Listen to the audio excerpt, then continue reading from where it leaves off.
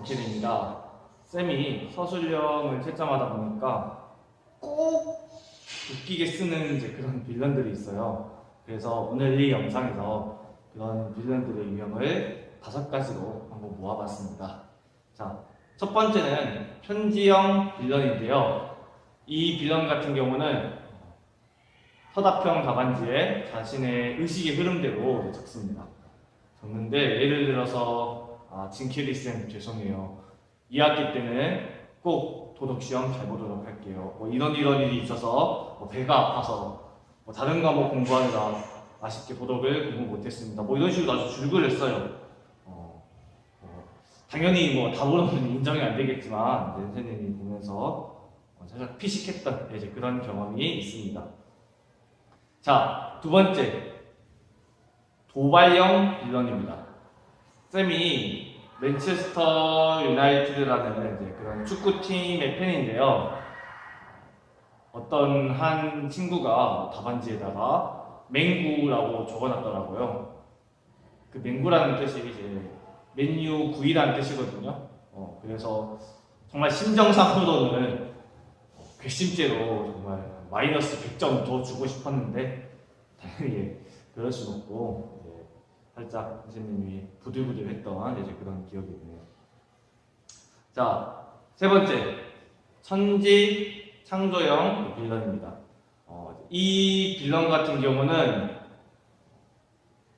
살짝 TMI인 경우도 있고요. 문제지에 안 적어도 될 거 엄청나게 길게 적어놔요. 이런 유형도 있고, 예를 들어 팝콘 브레인이라는 용어가 있었어요. 이 정보화 시대의 팝콘 브레인의 뜻을 적으시오.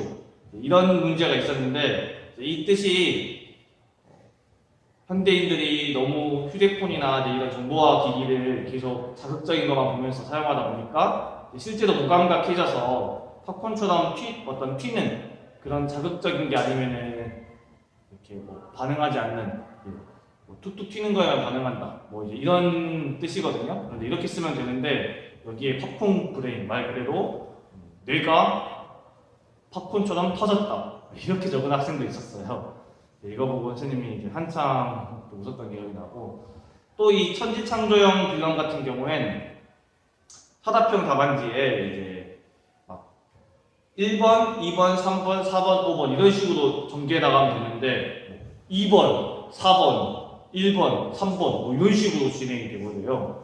그래서 일부러 그러나? 살짝 이런 생각도 이제 들었고요. 네 번째는 바로 고대 문자형 빌런입니다.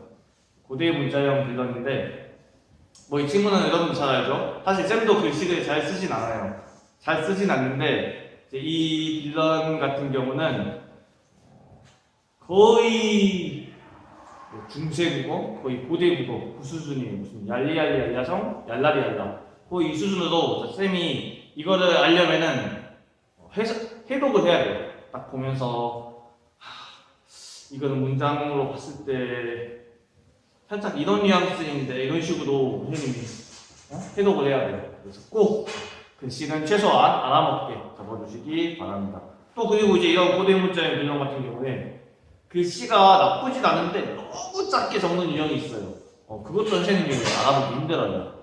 그리고 5번째 문제 조건 꺽정 빌런입니다. 이 빌런 같은 경우는 예를 들어 문제 조건에 완성된 문장으로 마무리하세요라고 했는데 그 단답형 그냥 뿅망치라고 마무리하는 경우도 있고 3개 적으라 했는데 4개를 적어요. 이러면 이제 쌤이 진짜 서술형 채점할 때 난감하죠. 왜냐하면 어디까지 답으로 인정해야 되고 이런 것도 생각을 해야 되기 때문에 꼭 문제 조건 그대로만 적으세요. 그대로만 적으면 됩니다. 자, 그리고 마지막 6번째. 이 6번째는 깨끗형 빌런인데요. 이 빌런 같은 경우에 답안지를 보면은 답안지가 아주 시원해요.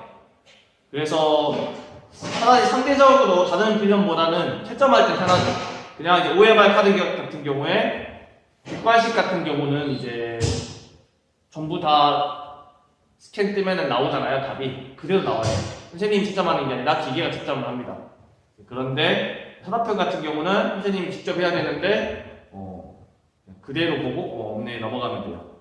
물론 깨끗하다는 게 절대 좋은 뉘앙스는 아니죠. 그래서 오늘 이렇게 서술형, 서답형에 나오는 6가지 필런 유형을 모아봤습니다. 감사합니다.